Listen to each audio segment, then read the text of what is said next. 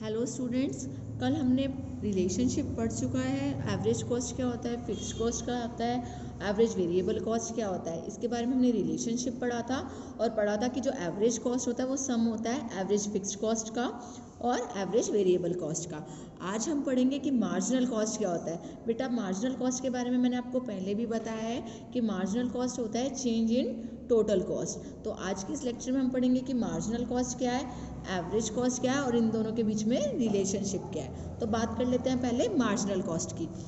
Marginal cost is the change in total cost by producing sector or more और one less unit of output. कहने का मतलब ये है कि मार्जिनल कॉस्ट क्या होता है, जब हम कोई एक्स्ट्रा यूनिट प्रोड्यूस करते हैं, एडिशनल यूनिट प्रोड्यूस करते हैं, तो जो चेंज होता है टोटल कॉस्ट में उसको हम क्या कहते हैं, मार्जिनल कॉस्ट। अब जरूरी नहीं है कि जो मार्जिनल कॉस्ट है वो इंक्रीज ही करता हो। कभी कभी हम क्या करते हैं, जो टोटल कॉस्ट होता है उससे थोड़ा कम भी यूनिट प्रोड्यूस करते हैं, तो जो कम आता है वो भी हमारा क्या होता है, मार्जिनल कॉस्ट। इसलिए इसमें दोनों बातें लिखी हुई है कि marginal cost is the change in total cost by producing sector one more और वन लेस यूनिट। यानी कि वन मोर क्या होगा अगर हम ज़्यादा प्रोडक्शन करें, और वन लेस क्या होगा जब हम कम प्रोडक्शन करें। ठीक है, तो उसकी एक डेफिनेशन भी दी हुई है, फर्गसन ने लिखा है marginal cost is the addition of total cost due to the addition of one unit of output. अगर हम वन यूनिट ऑफ आउटपुट अगर हम एडिशनल डालते हैं टोटल कॉस्ट में, तो वो हमारा क्या रहता है, मार्जिनल कॉस्ट। तो मार्जिनल कॉस्ट का फॉर्मूला क्या होता है, M C is equal to T C N minus T C N minus one. अभी इस फॉर्मूले को मैं आपको बता भी दूंगी आगे टेबल में कि कैसे इसको हम लगाते हैं। और नीचे हमारा एक और फॉर्मूला है, M C is equal to change in total cost upon में चेंज इन क्वांटिटी। तो देखो बेटा, जो ये फॉर्मूला लिखा है M C is equal to T C N minus T C N minus one, इसका मतलब होता है कि जो आपकी अभी कॉस्ट है और जो आपकी पहले वाली कॉस्ट थी, तो जो आपकी अभी की कॉस्ट है उसमें से पहले वाली कॉस्ट को क्या कर देते हैं, माइनस कर देते हैं। इसको और अच्छे से समझने के लिए हम टेबल देख लेते हैं कि टेबल में कैसे किया है। तो देखो बेटा, ये हमारी आउटपुट है, ये हमारा फिक्स्ड कॉस्ट है जो चेंज नहीं होता, ये हमारा वेरिएबल कॉस्ट है और ये हमारा टोटल कॉस्ट है। ठीक है, तो टोटल कॉस्ट ये है हमारा। मार्जिनल कॉस्ट कैसे निकलता है, चेंज इन टोटल कॉस्ट। तो देखो बेटा, शुरू में हमारा टोटल कॉस्ट है 10, ऊपर तो कोई वैल्यू है ही नहीं जिसको हम माइनस करें, तो इसलिए मार्जिनल कॉस्ट क्या आ जाएगा, डैश। क्लियर। अब देखो नेक्स्ट हमारा जो टी सी एन है वो कितना है, total cost 20, T C N minus one क्या हो जाएगा 10, यानी कि टी सी एन ये है हमारा और T C N minus one ये है हमारा। तो हम क्या करेंगे, टी सी फॉर्मूले के अकॉर्डिंग टी सी एन में से T C N minus one को क्या कर देंगे, डिडक्ट कर देंगे। तो टी सी एन कितना है हमारा 20, T C N minus one कितना है 10, यानी कि प्रीवियस वाली टर्म। तो हमारा 20 में से 10 गया 10, ऐसे ही आ गया। देखो टी सी एन ये हो जाएगा हमारा, T C N minus one ये हो जाएगा, तो 28 में से 20 गए 8। ऐसे ही आगे हम फर्दर कैलकुलेशन करते रहेंगे, जैसे 34 में से 28 गया 6, 38 में से 34 गया 4, 42 में से 38 गया 4, ऐसे करके हम क्या करते रहेंगे, धीरे धीरे अपनी वैल्यूज़ निकालते रहेंगे। तो आई होप आपको क्लियर हो गया होगा कि टोटल कॉस्ट से मार्जिनल कॉस्ट कैसे निकालते हैं। इसका जो दूसरा फॉर्मूला है वो है change in total cost upon में चेंज इन क्वान्टिटी, यानी कि टोटल कॉस्ट में कितना चेंज होता है और क्वान्टिटी में कितना चेंज हुआ है। ठीक है बेटा, अब देखो इसी टेबल को आगे एक्सप्लेन भी किया हुआ है कि पहले जो हमारा टोटल कॉस्ट था वो 20 था, फिर 20 से 30 हो गया, 28 हो गया, तो धीरे धीरे क्या हो रहा है, ये चेंज हो रहा है। तो जो एडिशनल यूनिट आई है उसको हम क्या कहते हैं, उसको हम कहते हैं मार्जिनल कॉस्ट। जैसे कि 20 है हमारा, 20 से कितना हो रहा है, 28 हो रहा है, तो एडिशनल यूनिट कितनी ऐड हो रही है, ऐड ऑन कितनी हो रही है, 8 यूनिट्स। तो हम इसको क्या कहते हैं, मार्जिनल कॉस्ट। ठीक है, अब देखो बेटा, इसी टेबल की मदद से हमने क्या किया है,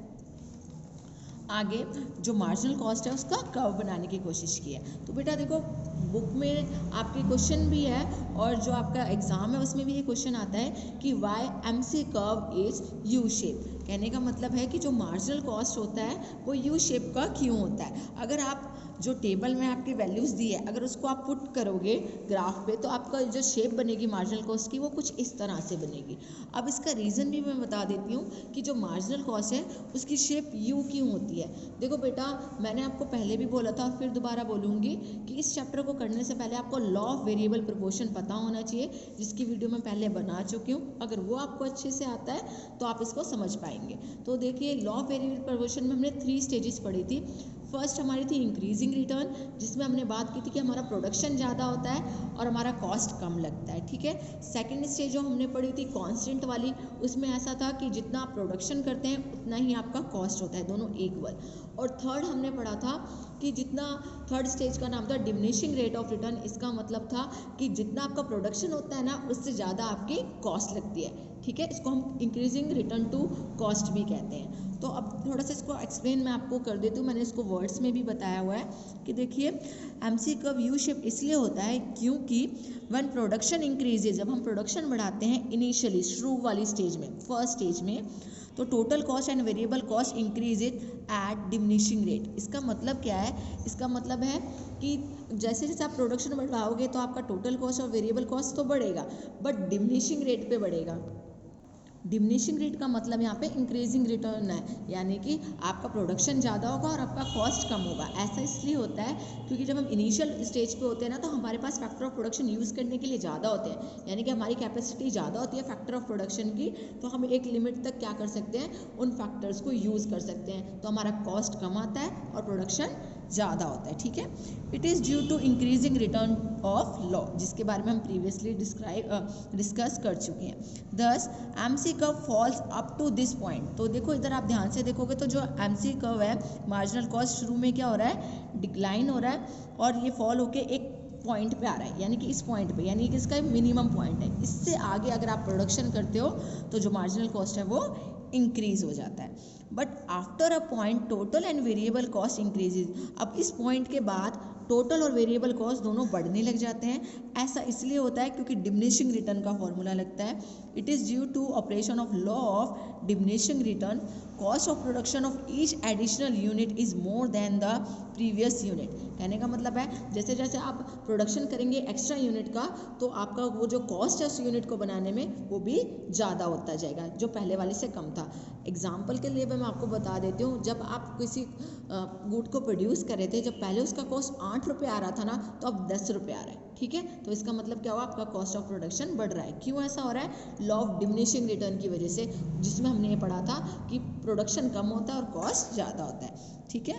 तो that's why MC cost increases and curve goes up to take shape U. तो इसी वजह से जो होता है ना, वो आपका मार्जिनल कॉस्ट इंक्रीज हो जाता है, क्योंकि टोटल कॉस्ट और वेरिएबल कॉस्ट दोनों बढ़ रहा है, और जो आप एमसी कर्व है वो आपका इंक्रीज हो जाता है, और ये कैसी शेप ले लेता है, यू शेप। आई होप कि आपको क्लियर हो गया होगा कि जो आपका मार्जिनल कॉस्ट होता है वो यू शेप क्यों होता है। अब बात कर लेते हैं रिलेशनशिप की। Relationship between average cost and marginal cost.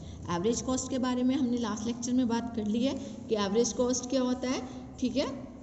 और मार्जिनल कॉस्ट के बारे में मैं आपको बता भी चुकी हूँ आज की। मार्जिनल कॉस्ट क्या होता है, चेंज इन टोटल कॉस्ट। और एवरेज कॉस्ट क्या होता है, total cost divided by output. जितनी आप पर यूनिट कॉस्ट निकालते हैं इसमें कि आपको एक यूनिट बनाने पे कितना खर्चा हुआ है, जबकि मार्जिनल कॉस्ट में आप क्या बताते हैं कि एडिशनल यूनिट बनाने में आपका कितना खर्चा हुआ है, ठीक है।